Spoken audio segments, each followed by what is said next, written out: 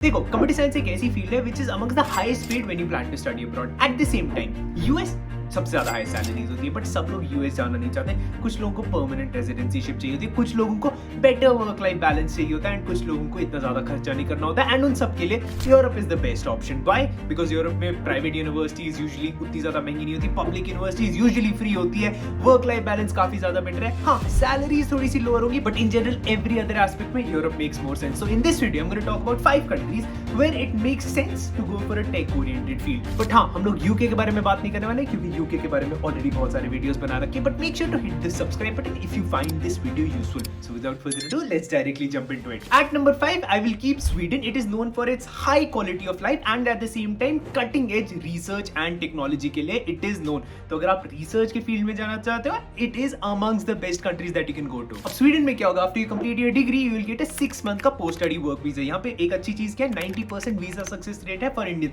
But ये जो 6 month का पोस्ट स्टडी वर्क वीजा है, इसमें you will have to find a job which is ideally not as difficult. Why? Because Indians जब भी पढ़ने जाते हैं, यूके में फ्लॉक्स में जाते हैं, यूएस में बहुत सारे जाते हैं, कनाडा बहुत सारे जाते हैं, स्वीडन बहुत ज्यादा नहीं जाते। And when you are competing for jobs, आप लोकल लोगों के साथ कंपीट नहीं कर रहे होते, क्योंकि obviously you don't stand to get a chance उन लोगों के साथ, but you are competing against international talent and international talent does not go उतना ज्यादा to Sweden. So if you go to Sweden, you work there for 6 months and then you stay in Sweden for 4 years, then you will get a PR of Sweden. So it can actually be a very good option if you want to go for a tech oriented field. एक और amazing चीज Sweden की ये रहेगी, English is widely spoken. अगर आप किसी भी नॉर्डिक कंट्री को देखोगे ना, तो इंग्लिश वहां बहुत ज्यादा बोली जाती है। Sweden specially English is very prevalent, and इस पूरी लिस्ट में मैंने वो कंट्रीज रखी है जहां पे English is usually very prevalent, but Sweden is one such country as well. So all of those things actually make Sweden a very good option. But इसके कॉन्स भी है। अगर if you plan to go to Sweden, you will not be treated as a local or a European citizen, you will be treated as an international student, and at the same time इसकी tuition fees काफी ज्यादा high चली जाएगी, तो comparable to UK चली जाएगी। इतनी ज्यादा हाँ,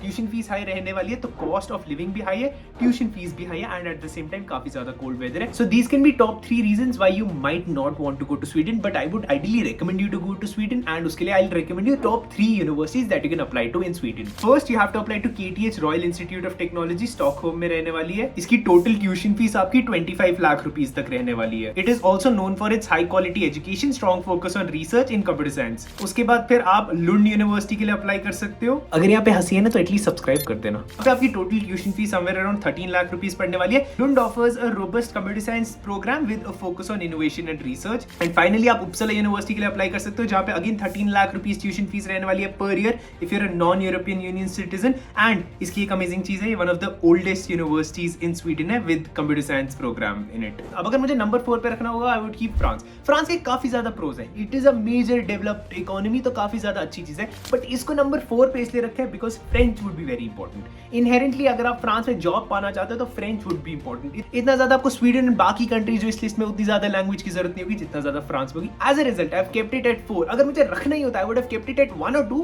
because the kind of opportunities that you get in France after completion the degree are really good. तो मतलब आपको सैलरीज काफी अच्छी मिल जाएंगी, जॉब अपॉर्चुनिटीज काफी ज्यादा अच्छी है, प्रोवाइडेड यू नो फ्रेंच। अगर फ्रेंच नहीं आती तो it can be really difficult for you. अब आइडियली फ्रांस में after you complete your CS degree, ideal salary that you looking at is 45,000 euros, जो कि समवेयर अराउंड 40 लाख रुपए पर year. Yes, after completing a CS degree that is what you are looking at. But अगर आपको France में job चाहिए होगी, तो there are 3 major cities that you should be looking at, Paris, Grenoble and Lyon. ये 3 cities ऐसी रहने वाली है जहां पे ideally it is better to go and study. यहाँ की ऑन डिमांड जॉब्स में आपको बैक एंड डेवलपर मिलेगा, बिग डेटा इंजीनियर मिलेगा, AI and machine learning researcher, IT consultant and mobile app developer मिलेंगे। फ्रांस में डिग्री कितने टाइम की रहेगी? अगर आपकी बैचलर्स इंडिया में 3 साल की, तो आपको 2 साल का मास्टर्स रहेगा, या फिर अगर आपकी बैचलर्स 4 साल की इंडिया में, तो आपका 1 साल का मास्टर्स रहेगा। Once you complete this degree, आपको 1 साल का पोस्ट स्टडी वर्क वीजा मिलेगा, जिसमें you can get a job. And अगर आपको ये जॉब मिल जाती है, then you can convert it into a PR.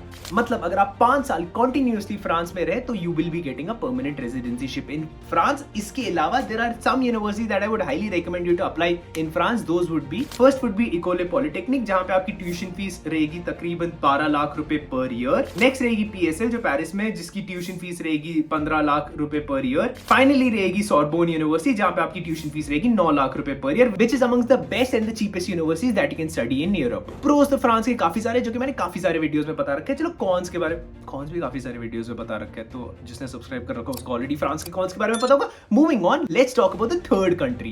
Eight number 3 we will have Switzerland, जिसके बारे में मैंने एक पूरी डिटेल्ड वीडियो बना रखी है यूट्यूब पे, तो आपने वो सारी देख ली होगी। तो मैं स्विट्जरलैंड के प्रोज एंड कॉन्स के बारे में उतना ज्यादा बात नहीं करूंगा, बट हाँ मैं बात करना चाहता हूँ टॉप यूनिवर्सिटीज कौन कौन सी है स्विट्जरलैंड में जिसमें आपको टेक पढ़ने जाना चाहिए। First you should apply to ETH Zurich, जहां पे आपकी सेमेस्टर फीस 70,000 इंडियन रुपीज रहने वाली है। Second you should apply to EPFL, Ecole Polytechnique Federale de Lausanne, इसके लिए आपको अप्लाई करना है।